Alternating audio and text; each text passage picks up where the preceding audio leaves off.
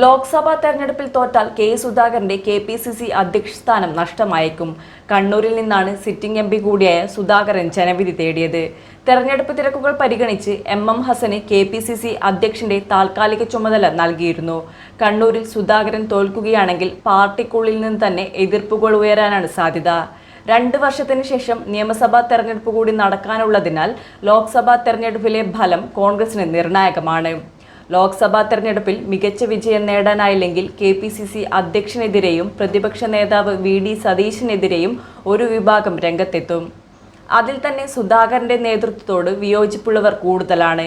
VD. Satheesan പക്ഷത്തിന് സുധാകരനെ അധ്യക്ഷ സ്ഥാനത്ത് നിന്ന് നീക്കണമെന്ന് ആഗ്രഹമുണ്ട്.